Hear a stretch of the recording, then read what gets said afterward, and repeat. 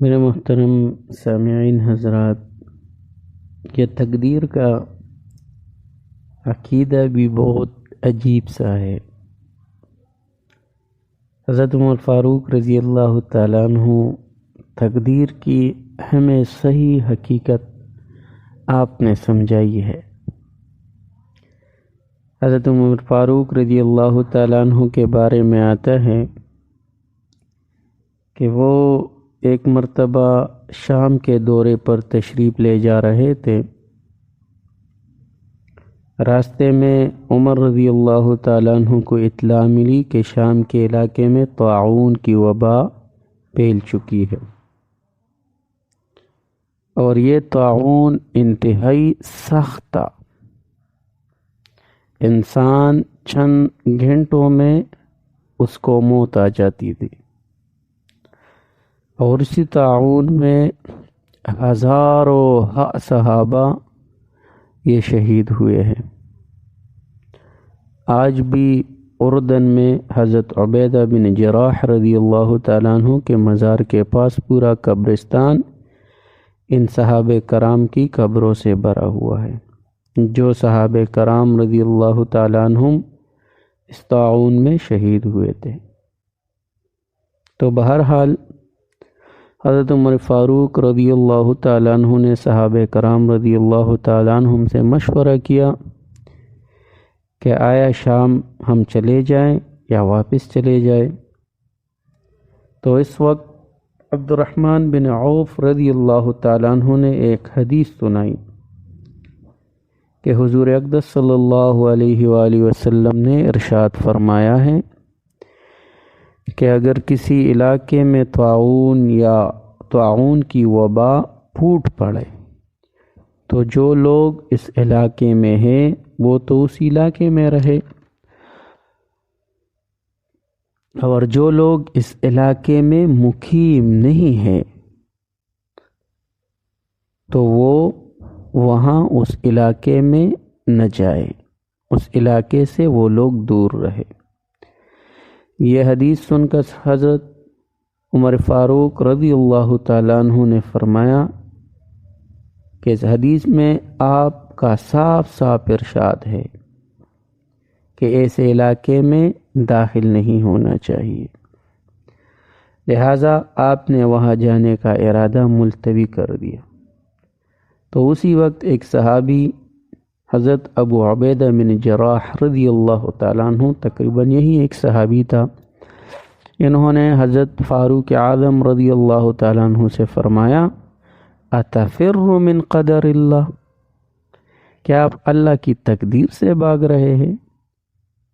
یعنی اگر اللہ تعالیٰ نے اس طاعون کے ذریعے موت کا آنا لکھ دیا ہے تو موت آ کر ہی رہے گی، اور اگر تقدیر میں موت نہیں ہے اور موت کا آنا نہ لکھا ہے تو پھر جانا اور نہ جانا برابر ہے۔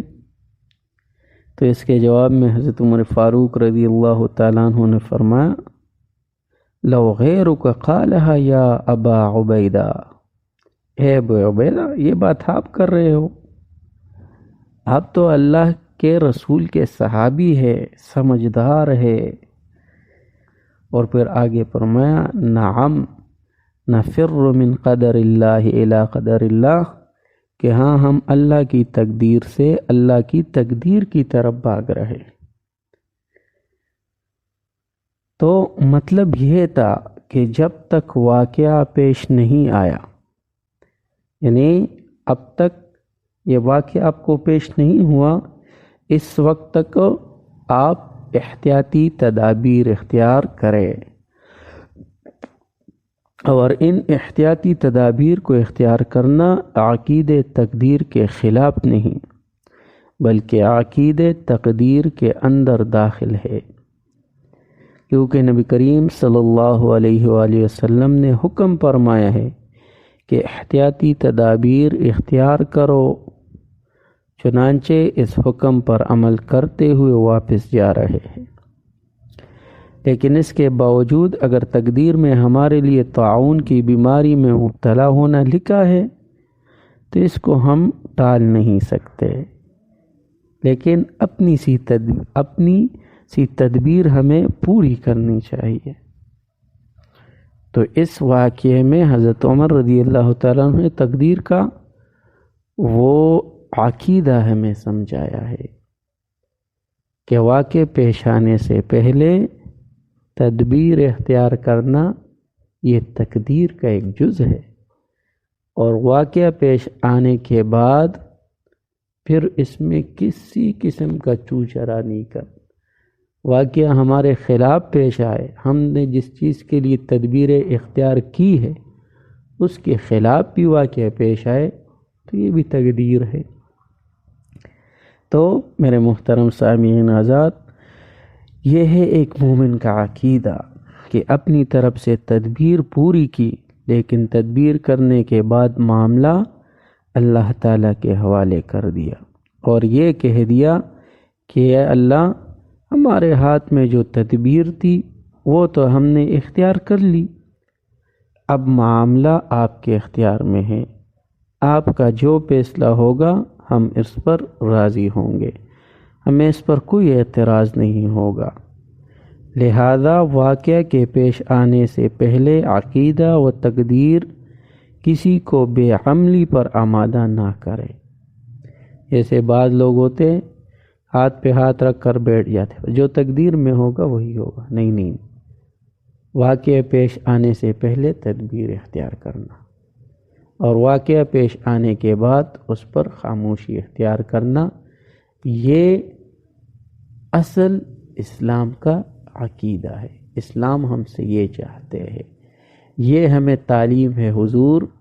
صلی اللہ علیہ وآلہ وسلم اور اللہ رب العزت کی طرف سے۔